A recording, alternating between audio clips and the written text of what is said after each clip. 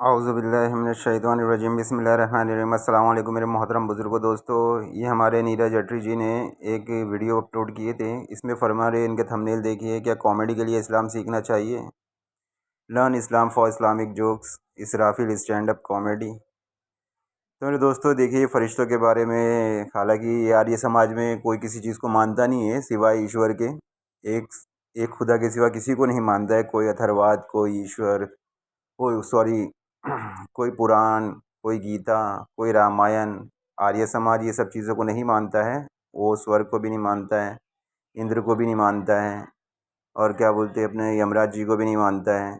किसी चीज़ को नहीं मानता है। वो सिर्फ़ वेदों की तरफ लौटो उसका नारा रहता है, और वो सिर्फ़ एक ईश्वर को ही मानता है। और ये भी अभी जल्दी चालू हुआ, आर्य समाज ने ये सब जल्दी अभी चालू किया है। बाकी सबको इन लोगों ने पाखंड बता दिया, छुआछूत सब दूर हो गया, सब इन्होंने कर दिए। तो ये अब देखिए, अब क्या जिब्रील को ये नहीं जानते, हालांकि ये लोग जानते हैं जिब्रील कौन है। और क्या बोलते इसराफिल को नहीं जानते, हालांकि ये लोग जानते हैं इसराफिल कौन है। मगर अब जब सबका बहिष्कार कर दिए हैं, तो अब लोगों के लिए ये लोग ने सभी को मजाक बना लिया है।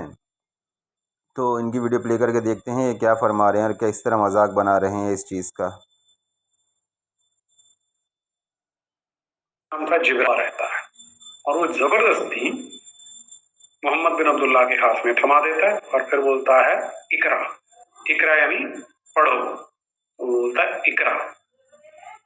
तो अब ये जो मोहम्मद बिन अब्दुल्ला है, ये पढ़े लिखे नहीं थे। ये बोलते हैं माँ इकरा, कि मुझे पढ़ना लिखना नहीं आता।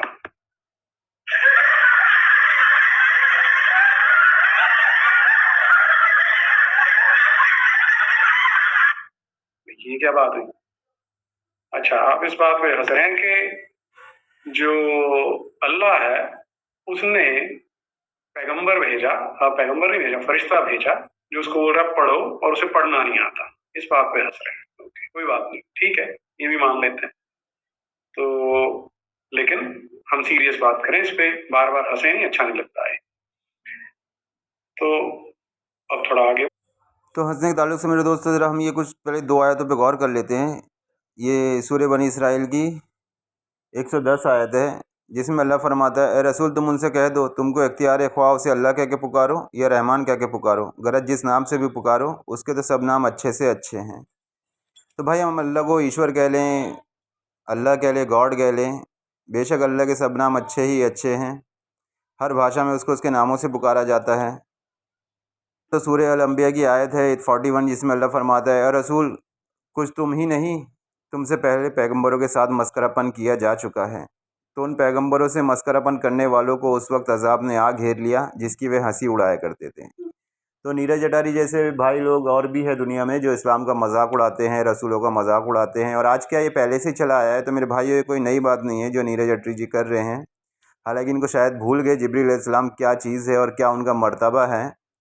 चलिए अब इन थोड़ी सी वीडियो प्ले करते, फिर आगे हम सब बताएंगे फरिश्ते कौन है, इंद्र कौन है, सब कौन है, सब इंशाल्लाह इनको ज्ञान बताएंगे। कि तो ये फरिश्ता है जिसका नाम है जिब्राइल, ठीक है। जिब्राइल संदेश देने के, पैगाम देने के काम आता है। लेकिन एक और फरिश्ता है, इस फरिश्ते का नाम क्या है आपको मैं पहले बता चुका हूँ कि इसका नाम क्या था? इसराफिल। इसराफिल, इसराफिल। इसे क्यों बनाया गया, अब इसका बड़ा विशेष कारण है, वो आपको पता होना चाहिए। या क्यों बनाया, उससे भी खास बात क्या है कि जो इसराफिल है वो अल्लाह के सबसे नजदीक है, अल्लाह ताला के सबसे नजदीक है। और कितना नजदीक है इसका भी आपको पता नहीं है। इसराफिल और अल्लाह के बीच में केवल 7 पर्दों का अंतर है, ठीक।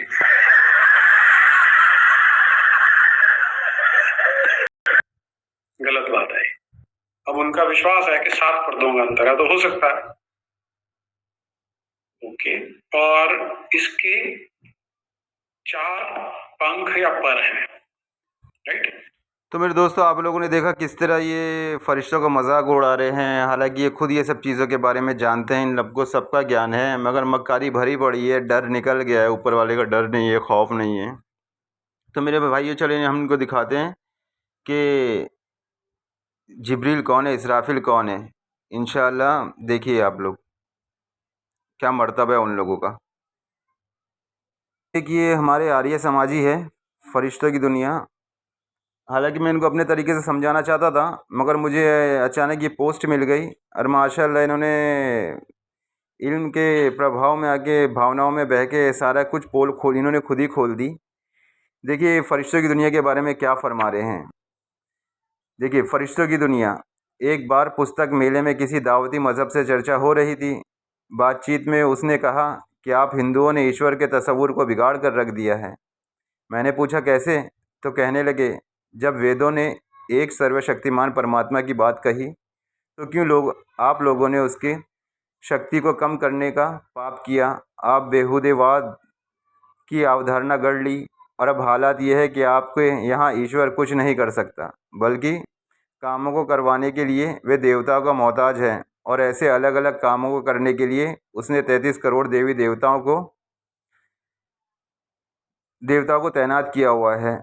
मसलन उसने पानी बरसाने के लिए इंद्र और वरुण को रखा, यमदूत और यमराज रखे ताकि इन लोगों के अमाल से हिसाब किताब का काम उससे ले रखे। ज्ञान के लिए सरस्वती को रखा, धन के लिए लक्ष्मी को रखा, अन्न के लिए अन्नपूर्णा को, वगैरह वगैरह। तो मेरे भाइयों ये इसमें आगे अपने से ना इस पोस्ट को करने के ज़रिए से ना ये अपना इल्म लोगों को बताना चाहते हैं कि मैं कितना ज्ञानी हूँ। हालांकि देखिए इससे पहले मैं आप लोगों को एक आयत दिखाता हूँ। ये देखिए मेरे दोस्तों, इसकी आयत मतलब क्या फरमाता है, आयत नंबर 43 में सूरह हामीम सजदा की है। ए रसूल तुमसे भी बस वही बातें कही जाती है जो तुमसे और रसूलों से कही जा चुकी है। बेशक तुम्हारा परदिगार बख्शने वाला भी है और दर्दनाक अजाब वाला भी।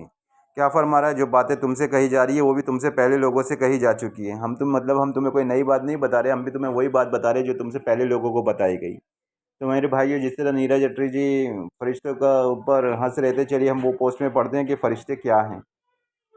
देवताओं के तैनात किया हुआ है। मसलन आपने पानी बरसाने के लिए इंद्र और वरुण को रखा, तो जैसे वो मुसलमान भाई ने तंज कसा जिस तरह से वाक़या पेश कर रहे हैं कि इन पे वो थोड़ा सा इल्ज़ाम लगा रहा था, तो फिर इन्होंने अपना इल्म चमकाया, उनको दिखाया। तो मुझे इससे बेहतर पोस्ट समझाने के लिए नहीं मिली, क्योंकि एक आर्य समाजी खुद ही अपने मुँह से सारी चीज़ें कबूल कर रहा है। तो ये देखिए मेरे भाइयों, मैं चाहता तो उन्हें इसका मुकम्मल शास्त्र समस्त जवाब दे सकता था, पर ऐसा आलिमों से बौद्धिक युद्ध का मेरा तरीका अलग है। तो मैंने उस तकनीक को इस्तेमाल करके उनसे पूछा, साहब हमारे यहाँ तो जो है उसे मैं तस्लीम करता हूँ, पर क्या यही आपके यहाँ नहीं।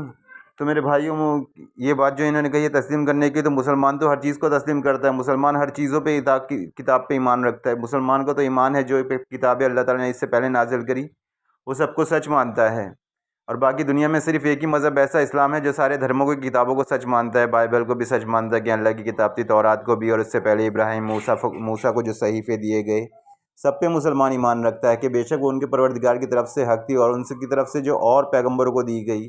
कुरान में अल्लाह साफ़ फरमाता है, जिनका वाक़या हम तुमसे बयान करते हैं, कुछ का से बयान नहीं किया, कुछ ही पैगंबरों का ज़िक्र कुरान में किया गया।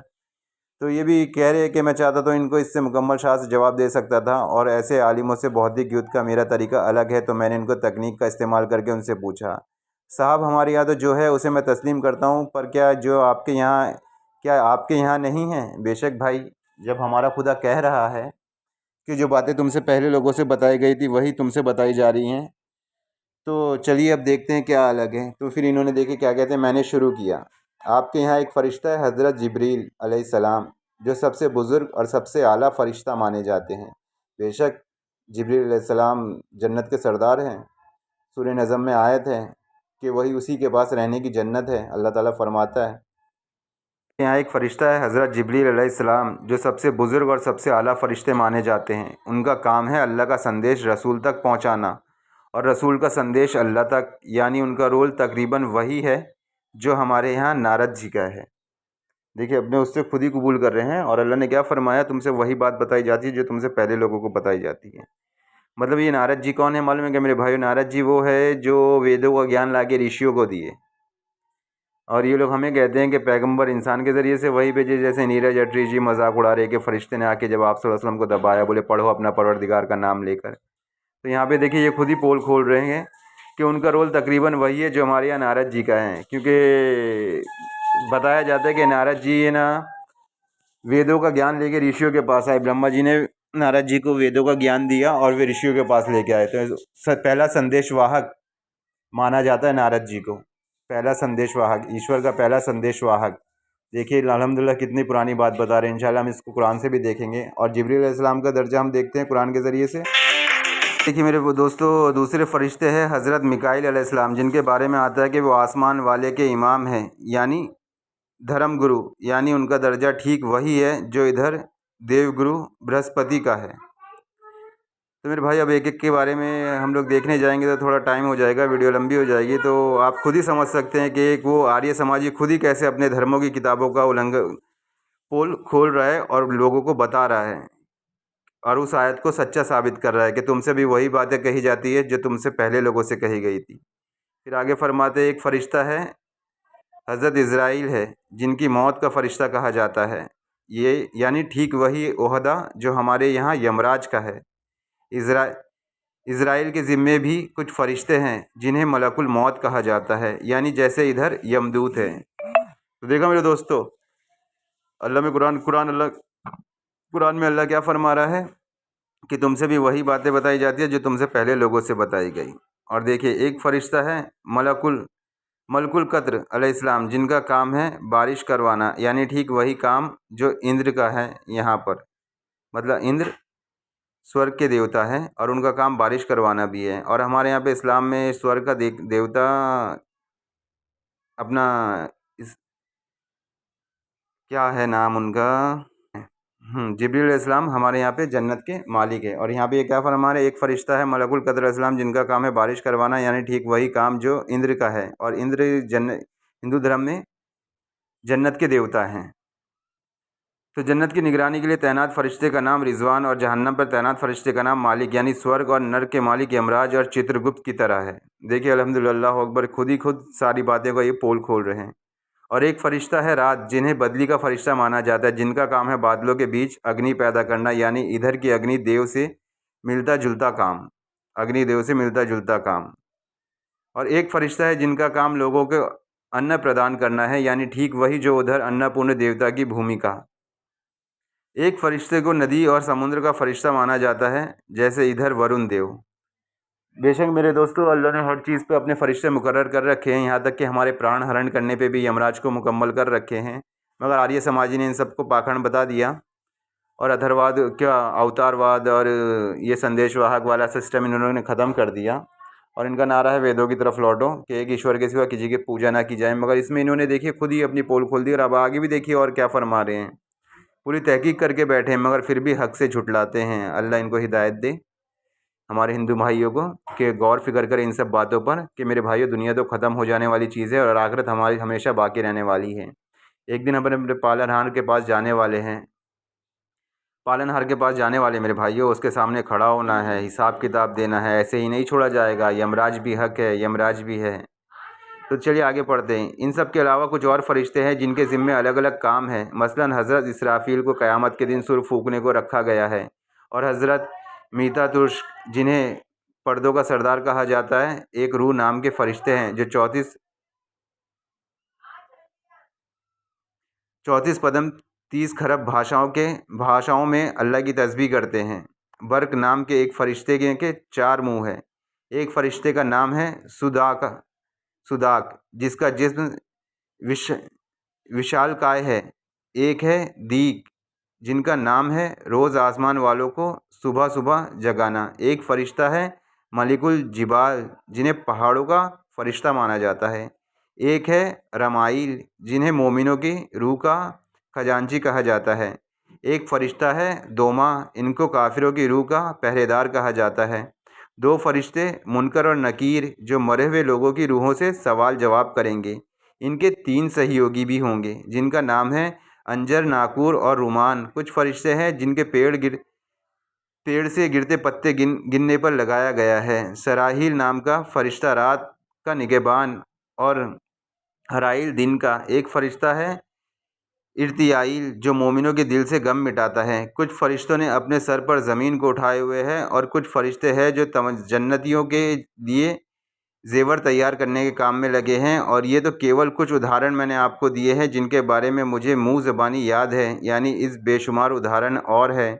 और जहाँ तक इधर 33 करोड़ देवी देवताओं की बात है, फिर तो आप भी और मुश्किल में आने वाले हैं, क्योंकि एक हदीस में आता है कि हर इंसान के साथ 20 फरिश्ते लगे होते हैं। हर इंसान के साथ 20 फरिश्ते लगे होते हैं। यानी वर्तमान विश्व में अगर मानव आबादी 6 अरब है तो फरिश्तों की तादाद हुई 120 अरब। फिर एक और हदीस में है, जो मोमिन होगा उन पे 360 फरिश्ते तैनात होते हैं।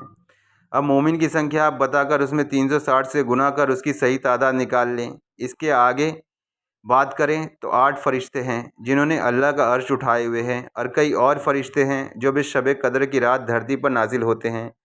19 फरिश्ते जन्नत पर तैनात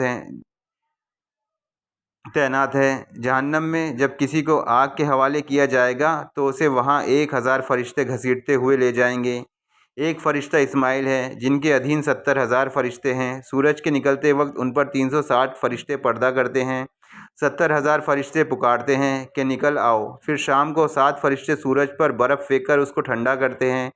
कई फरिश्ते हैं जिनके माओं के गर्भ पर तैनात किया गया है। एक रिवायत के अनुसार काबा के रुका में यमनी के कोने के पास इतने फरिश्ते तैनात हैं कि उनकी गिनती असंभव है। फिर मैंने उनसे कहा कि अब एक आखिरी उदाहरण और देकर समाप्त करूंगा।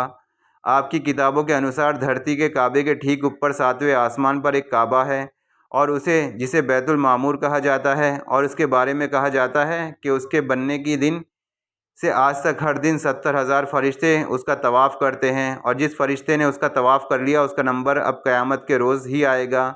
अब आप सुविधा के लिए मान लीजिए कि उस बैतुल मामूर के निर्माण आज से 1400 साल पहले हुआ और क़यामत कल ही आने वाली है, तो भी फरिश्तों की तादाद बनती है 70,000 इंटू 365 इंटू 1400।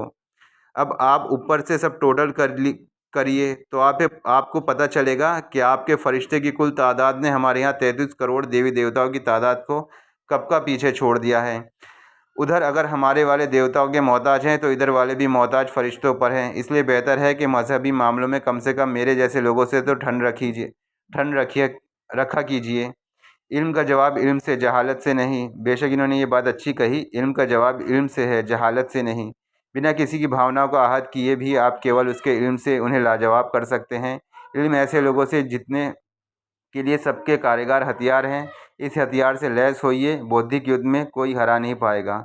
ये लास्ट का जिन्होंने बात कही ना मेरे भाइयों, बहुत गौर फिक्र करने वाली बात कही है और हक बात कही है। इल्म ही सबसे बड़ा हथियार है, और मोमिनों का भी। तो मैंने आप लोगों को कुरान की आयत पढ़ के सुनाया कि तुमसे भी वही बात कही जाती है जो तुमसे पहले लोगों से कही गई थी। तो मेरे भाइयों, हमें भी कोई नई बात नहीं बताई जा रही है। जो अल्लाह खुद फरमा रहा है कि जो बात हमने तुमसे पहले लोगों से कही गई थी वही बात तुमसे कही जा रही है। का कितना बड़ा चैलेंज है, अल्लाह अकबर। और मेरे नॉन मुस्लिम भाई भी गौर करें और अपने सच्चे पालनहार को पहचाने। देखिए इसमें कौन सी सूरह अंबिया की आयत है। हाँ, और उन लोगों से बास पुरश होगी, मतलब उनसे पूछा जाएगा, पूछताछ होगी कि उन लोगों ने खुदा को छोड़कर कुछ और को माबूद बना रखे हैं, मतलब किसी और को खुदा बना रखे हैं। रसूल तुम कहो भला अपनी दलील पेश करो। देखिए अल्लाह कितना बड़ा चैलेंज कर रहा है इसमें कि अपनी दलील तो पेश करो। जो मेरे ज़माने के साथ है उनकी किताब कुरान, और जो लोग मुझसे पहले थे उनकी किताबें तौरात वगैरह, मतलब तौरात को एक मिसाल के तौर पे यहाँ लिखा गया है, मगर उससे पहले देखिए कि ब्रैकेट में लिखा गया है। और जो लोग मुझसे पहले थे उनकी किताबें, मतलब सारी किताबें जो भी हो, चाहे फिर वो वेद हो चाहे कोई भी आ जाए, सारी किताबें आ जाए जैसे तौरात वगैरह भी, ये सब मौजूद है। उनमें खुदा का शरीक बता दो, मतलब खुदा के साथ किसी और की इबादत करना बता दो। बल्कि उनमें से तो अक्सर तो हक बात को जानते ही नहीं, और बहुत से लोग बेचारे जो इल्म ज्ञान नहीं रखते वो लोग हक बात को जानते ही नहीं। तो जब हक का जिक्र आता है तो लोग मुंह फेर लेते हैं। और रसूल, हमने तुमसे पहले भी कभी भी कोई रसूल भेजा तो उसके पास वही भेजते रहे हैं कि बस हमारे सिवा कोई माबूद नहीं, काबिल परस्तिश नहीं, तो मेरी ही इबादत किया करो। तो देखो मेरे दोस्तों, कितना बड़ा चैलेंज अल्लाह ताला कर रहा है कि सारी किताबें मौजूद हैं। कि जितने भी तुमसे पहले लोग हमने भेजे उनको हमने यही कहा कि एक खुदा के सिवा किसी की इबादत ना करना। तो देखिए ये एक आर्य समाजी का एक और पोस्ट है। इनमें ये ईश्वर के बारे में संबंध में क्या फरमाते हैं। ईश्वर एक है। जहाँ तक वेद का संबंध है उसकी बात वेद के ही आधार पर कही जाती जाए तो अच्छा है, क्योंकि अन्य ग्रंथ के आधार पर कहीं कही हुई बात परत प्रमाण होगी और इसके विवाद का विषय बन जाने पर भी संभावना है कि इसके अलावा वेद स्वयं इतना समर्थ है कि उसे अपनी बात की पुष्टि के लिए किसी अन्य ग्रंथ की सहायता की आवश्यकता नहीं। बेशक कुरान भी सीधा ऐसे ही ग्रंथ है कि उसके सामने अच्छे अच्छे खड़े होकर बोल नहीं पाते। अल्लाह अकबर। क्यों? और बात तो साफ़ है कि जो बात तुमसे कही जाती है वही तुमसे पहले लोगों से कही गई थी। मैंने कुरान की आयत पढ़ के बताया था। तो देखिए इन्होंने एक हवाला दिया यहाँ पे वेद के एक मंत्र का। ज्ञानी लोग एक ही ईश्वर को अनेक नामों से पुकारते हैं। ज्ञानी लोग मतलब इल्म वाले ईश्वर को अलग अलग नामों से पुकारते हैं। उसे अल्लाह कह लेते हैं, उसे ईश्वर कह लेते हैं, उसे पालनहार कह लेते हैं, उसे कर्ता धर्ता कह लेते हैं। वो सर्वशक्तिमान है, सर्वज्ञात है, अजन्मा है। बहुत सारे नाम है ईश्वर के, इस तरह के नामों से पुकारते हैं और इल्म वाले उसको जानते हैं, उसके नामों को अच्छी तरह जानते हैं। तो देखिए अग्नि, यम, माता ऋषि, इंद्र, मित्र, वरुण, सुपर्ण, गुरुत्मान सब उसी एक ईश्वर के नाम हैं। देखिए सत्य प्रकाश प्रथम समोल्लास उसमें परमात्मा इस प्रकार है, 108 नामों की व्याख्या की गई है। फिर देखिए यहाँ पे इन्होंने कुछ और दिए, उसका तर्जुमा भी पेश किया है यहाँ पे। इत्यादि अनेक मंत्र चारों वेदों से उद्भत किए जा सकते हैं जिसने ईश्वर की एकता प्रतिपादितीय होती है। विशेष बताई है जहाँ ईश्वर की एकता से प्रतिपादक सैकड़ों मंत्र है वहाँ ईश्वर को अनेकता और सिद्धता करने वाला एक मंत्र भी प्रस्तुत करना कठिन है। तो देखिए यहाँ पे एक मंत्र है जो एकदम साफ में आपको समझ में आ जाएगा कि जिस तरह अल्लाह ने कुरान में फरमाया, हमने तुमसे जितने भी पहले रसूल भेजे उनसे भी यही कहा है, एक खुदा के सिवा किसी की इबादत ना करना। अगर तुमने एक खुदा को छोड़कर किसी की इबादत की है तो तुम्हारे कर्म नष्ट हो जाएंगे। तो देखिए इसमें अल्लाह फरमाता है उसे दूसरा, तीसरा और चौथा नहीं कह सकते, पाँचवा, छठा, सातवां भी नहीं कह सकते, आठवां और 10वां भी नहीं कह सकते। वे एक ही है, अकेला, जगत की उत्पत्ति, स्थिति, प्रलय करने वाला। वे एक ही है। प्रलय करने वाला मतलब सब कुछ ख़त्म करने वाला, क़यामत के दिन का हाकिम, क़यामत का मालिक। इस्लाम में क़यामत पर यकीन रखते हैं। और ये देखिए वेद का मंत्र भी साफ प्रलय करने वाला, और कुरान में भी अल्लाह ने कहा है क़यामत के दिन का हाकिम। तो भाई मैं बस इतना ही पढ़ना चाहता हूँ, इस पोस्ट को ज़्यादा नहीं पढ़ना चाहता, वीडियो लंबी हो जाएगी। मैं थोड़ा स्क्रॉल कर देता हूँ, अगर आप लोग इसको पढ़ना चाहते हैं तो पढ़ सकते हैं इन्होंने क्या क्या दिया है। बस थोड़ा सा पोस्ट कर दो, आप रोक रोक के पढ़ सकते हैं अगर पढ़ना चाहे तो। इसमें इन्होंने बहुत लंबी पोस्ट बनाई है। और बाकी ये बात तो है कि दुनिया की कोई भी किताब उठा लो उसमें आप लोगों को लिखा मिल जाएगा कि एक खुदा के सिवा किसी की इबादत ना करें। तो मेरे भाइयों कुरान हक है, तो अल्लाह पर ईमान लाओ और उसके रसूल पर ईमान लाओ। अल्लाह फरमाता है मेरे बंदो हम तुमसे रोज़ी कमवाना नहीं चाहते, रोज़ी तो हम तुम्हें देते ही हैं। तुम्हें क्या सारे जीव जंतु को खिलाते हो, तुम खिलाते हो? बोले हम खिलाते हैं। अगर हम तुम्हारे वास्ते आसमान से पानी ना बरसाएं तो कौन है हमारे सिवा तुम्हें पानी पिला दे? अगर हम तुम्हारी ज़मीन से अनाज ना उगाएं तो कौन है हमारे सिवा तुम्हें खाना खिला दे? ये सब हमने तुम्हें रोज़ी देने के लिए तो किया है। तो मेरे भाइयों अपने सच्चे मालिक को पहचानो और उस पर ईमान लाओ, यकीन रखो। बेशक यमराज हक है, वो हमारे प्राण हरण करने वाले हैं। और जिन लोगों ने इस चीज़ में घपला किया तो मेरे भाइयों बहुत नुकसान उठाने वाले, बहुत नुकसान।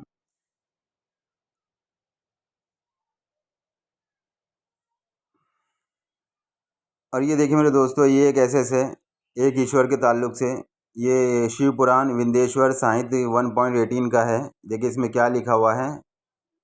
मेरे पास बुक तो नहीं है मगर मैंने इसे भी यूट्यूब पर आप इसको गूगल पर आप इसका डालेंगे नंबर तो आपको मिल जाएगा। देखिए और इमेज में डालिएगा तो आपको मिल जाएगी। पत्थर पत्थर का लिंग शूद्र पूजते हैं, शिवलिंग श्रुधाननम। अर्थ पत्थर का लिंग शूद्र के लिए है, शूद्र का अर्थ ही मूर्ख होता है। दिव्य जातियों और बुद्धिमानों के लिए, बुद्धिमानों को ये पत्थर के शिवलिंग नहीं पूजने चाहिए। देखिए बुद्धिमान लोग जो अकल रखते हैं ना मेरे भाइयों, उनको पत्थर उत्थर से ना, ये पूजा से ना बचना चाहिए।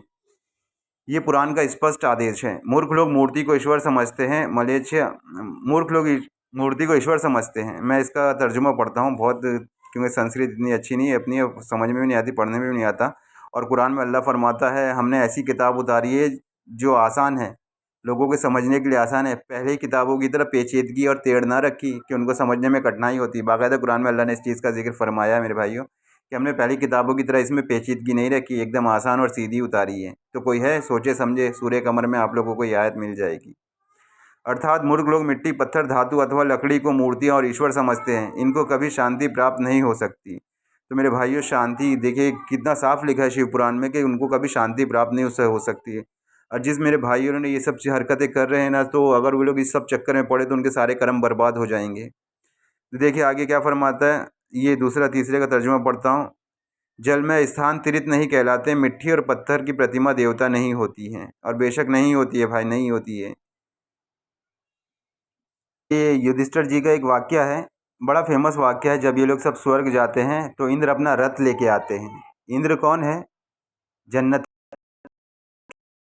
के सरदार है, और यहाँ हमारे यहाँ पे जिब्रील अलैहिस्सलाम सरदार हैं जन्नत के। तो जो काम वहाँ पे तो, और पैगंबर सल्लल्लाहु अलैहि वसल्लम के लिए भी जो बुर्राक सवारी लेके आए थे, जिसको लोग गधी बना के, कभी घोड़ा बना के उसका मजाक उड़ाते हैं, यहाँ भी देखिए इंद्र क्या चीज़ लेके आए हैं? अपना रथ लेके आए हैं। और रथ बिना घोड़े के अधूरा है। मतलब कुछ तो होगा, मगर जो चीज़ का मजाक उड़ाते बनाते हैं, घोड़ा बना के कभी उसका मजाक उड़ाते हैं, कभी गधी बना के मजाक उड़ाते हैं। हालांकि ये हमारे समझ के परे है कि वो क्या चीज़ थी, किस तरह की सवारी थी। तो चलिए मैं ये पढ़ के दिखा देता हूँ। यमराज ने लिया था कुत्तों का रूप। इंद्र की बात सुनकर युधिष्ठिर ने कहा कि ये कुत्ता मेरे परम भक्त है, मैं इसलिए इसे भी मेरे साथ स्वर्ग जाने की आज्ञा दीजिए। लेकिन इंद्र ने ऐसा करने से मना कर दिया। काफ़ी देर समझाने पर भी जब युधिष्ठिर बिना कुत्ते के स्वर्ग जाने के लिए नहीं माने, तो कुत्ते के रूप में यमराज अपने वास्तविक रूप में आ गए। वे कुत्ता वास्तव में यमराज का ही रूप था। युधिष्ठिर को अपने धर्म की स्थिति देखकर यमराज बहुत प्रसन्न हुए। इसके बाद देवराज इंद्र युधिष्ठिर को अपने रथ में बैठाकर शारीरिक स्वर्ग ले गए। मतलब उनका ध्यान नहीं हुआ था, उनको बाकायदा इसी शरीर में रथ में बिठाकर इंद्र जी अपने स्वर्ग लोक में लेके गए। और बाकी सब इनसे पहले जो लोग भी इनके साथ में थे, ये वाक्य आप लोगों को यूट्यूब पे कहीं पर भी आराम से मिल जाएगा। बहुत फेमस वाक्य है। पांडव पांडव शारीरिक स्वर्ग जाना चाहते थे, लेकिन रास्ते में द्रौपदी, अर्जुन, भीम आदि मृत्यु हो गई। ऐसा क्यों हुआ? तो आप लोग ये पढ़ लीजिएगा यूट्यूब पर। मगर देखिए मेरे भाइयों, स्वर्ग और नरक हक है मेरे भाइयों, तो इस पर यकीन रखें। स्वर्ग जाने की कहानी को इस तरह चित्र दिखाकर भी दर्शाया जाता है कि जब वे लोग स्वर्ग को जाने लगे, मैंने आप लोगों को वाक़या पढ़ कर सुनाया। एक फरिश्ते के बारे में ये क्या कह रहे थे? बोले अब्बास अंसारी, यमराज की भी ऐसी की तैसी, यमराज नाम की कोई चीज़ नहीं होती, ये पाखंड है। तुम्हारी क्यों फट रही है? अल्लाह पर विश्वास नहीं है क्या? अल्लाह पर विश्वास है मेरे भाइयों, जब भी तो फट रही है।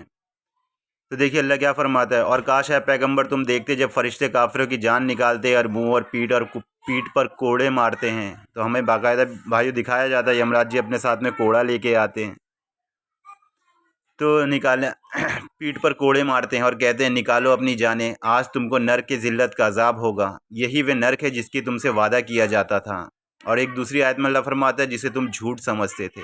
यही जब हम पापियों को नरक के सामने खड़ा करेंगे तो उनसे कहेंगे यही वो नरक है जिसको तुम झूठ समझते थे। वो दूसरी आयत में इंशाल्लाह मैं दे दूंगा। और कहते निकालो अपनी जानें, आज तुमको नरक की जिल्लत का अजाब होगा। ये वही नरक है जिसका तुमसे वादा किया जाता था। सूरह यासीन 63 आयत। फिर आगे मैंने इनसे कहा, ए पैगंबर का काश तुम देखते जालिम मौत की सख्तों में पड़े और फरिश्ते उनकी तरफ जान निकालने के वास्ते हाथ लपका रहे हैं और कहते जाते हैं अपनी जानें निकालो, आज तुमको जिल्लत के रुसवाई के अजाब की सज़ा दी जाएगी, क्यों तुम खुदा पर नाहक झूठ छोड़ा करते थे और उसकी आयतें सुनकर उससे अकड़ा करते थे। तो मेरे भाइयों, अल्लाह की आयतें सुनकर उनसे अकड़ा ना करें। थोड़ा अपने दिल पे कंट्रोल रखकर सोचें, अपने जहन पर थोड़ा ज़ोर डालकर सोचें। तो फिर आगे देखिए अल्लाह दूसरी आयत में क्या फरमाता है, खुदा ही ने तो गुठली और दाने को फाड़ कर दरख्त उगाता है, वही मुर्दों से जिंदा को निकालता है और वही जिंदे से मुर्दों को निकालने वाला है। लोगों, वही तुम्हारा खुदा है, तो तुम फिर किधर बहके जा रहे हो?